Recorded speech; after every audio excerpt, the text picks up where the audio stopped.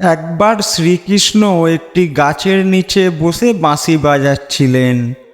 ঠিক তখনই একটি হরিণ দৌড়াতে দৌড়াতে এসে তার পিছনে লুকিয়ে পড়ে।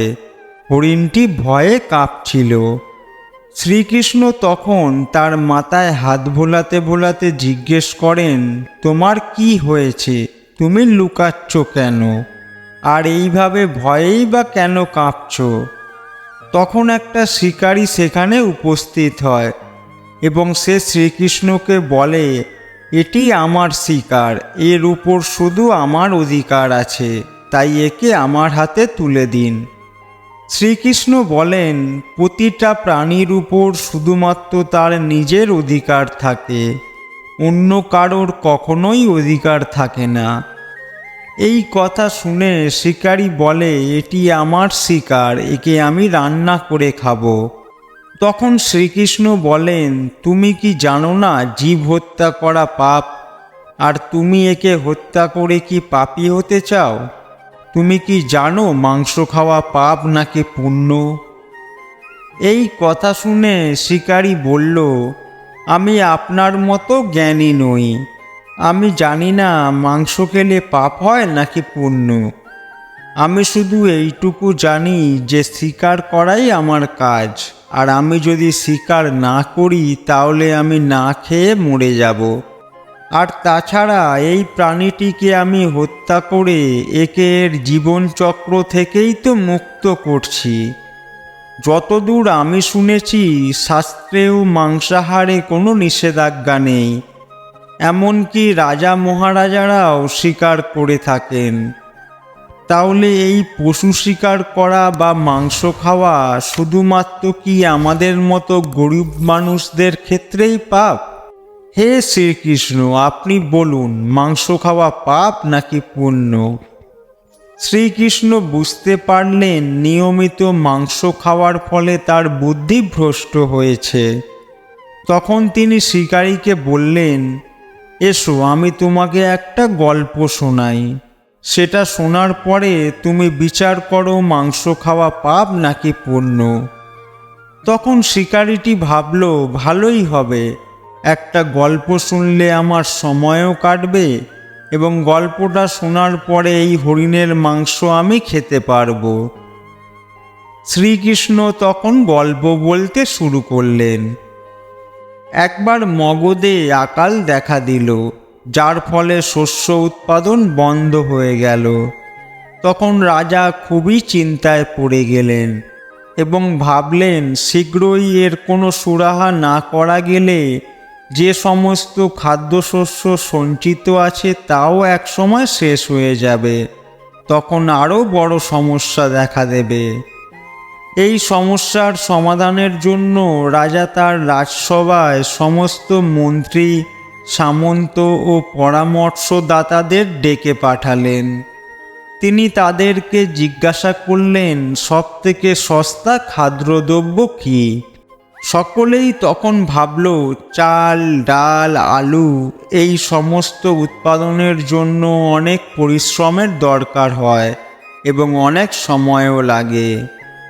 তখন রাজসভায় উপস্থিত একজন সামন্ত, যার শিকার করার শখ ছিল, সে উঠে দাঁড়িয়ে বলল, রাজামশাই, সবথেকে সস্তা খাদ্য হলো মাংস, কারণ এর জন্য কোনো অর্থ ব্যয় করতে হয় না এবং তা পুষ্টিকর খাবারও।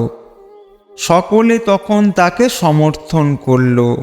কিন্তু এই কথা শোনার পরেও মগধের প্রধানমন্ত্রী চুপ করে বসেছিলেন। তখন রাজা তাকে জিজ্ঞাসা করলেন, আপনি কেন চুপ করে বসে আছেন? আপনি অন্তত কিছু বলুন, আপনার কাছে সবথেকে সস্তা খাদ্যদ্রব্য কী? প্রধানমন্ত্রী বললেন, আমার মনে হয় না সবথেকে সস্তা খাদ্যদ্রব্য মাংস। তবুও এই বিষয়ে আমি আমার মতামত কালকে জানাবো।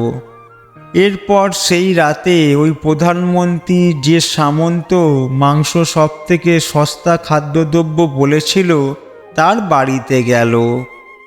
তাকে দেখে ওই সামন্ত ভয় পেয়ে গেল এবং আসন্ন কোনো বিপদের আশঙ্কা করতে লাগলো। তখন প্রধানমন্ত্রী তাকে বললেন, আজ সন্ধ্যাবেলায় মহারাজা খুব অসুস্থ হয়ে পড়েছেন। রাজবৈদ্য বলেছে যে কোনো শক্তিশালী ব্যক্তির মাংস পাওয়া গেলে তবেই রাজা সুস্থ হতে পারবে। আপনি যত টাকা চান আপনাকে তা দেওয়া হবে। আপনাকে 1,00,000 স্বর্ণমুদ্রা দেওয়া হবে। আপনি চাইলে একটা পুরো জমিদারি আপনার নামে লিখে দেওয়া হবে। তার বিনিময়ে আপনি শুধু আপনার বুকের থেকে 20 গ্রাম মাংস আমাকে কেটে নিয়ে যেতে দিন। এই কথা শুনে ওই সামন্ত ভয়ে কাঁপতে থাকে। সে ভাবল, যদি প্রাণী না থাকে তাহলে স্বর্ণমুদ্রা বা জমিদারি নিয়ে সে কি করবে। সঙ্গে সঙ্গে সে দৌড়ে ঘরে চলে গেল এবং 1,00,000 স্বর্ণমুদ্রা মন্ত্রীর হাতে দিয়ে বলল, মন্ত্রী মশাই, এই 1,00,000 স্বর্ণমুদ্রা আপনি আপনার 1,00,000 স্বর্ণমুদ্রার সঙ্গে যোগ করে নিন, আর এই 2,00,000 স্বর্ণমুদ্রা অন্য কাউকে দিয়ে তার মাংস নিয়ে নিন। আপনি আমাকে এখন যেতে দিন। প্রধানমন্ত্রী বললেন, সামন্ত মশাই, আপনি শারীরিক দিক থেকে খুবই বলবান।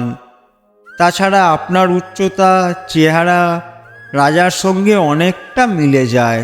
তাই রাজবৈদ্য বলেছে যে আপনার মাংসই রাজাকে সুস্থ করতে পারবে। তাই আমি আপনাকে আমার প্রধানমন্ত্রী পদই দিয়ে দেব। দরকার হলে আমি আপনার সেবক হয়ে থাকব, কিন্তু আপনি আপনার হৃদয়ের মাংস আমাকে নিয়ে যেতে দিন।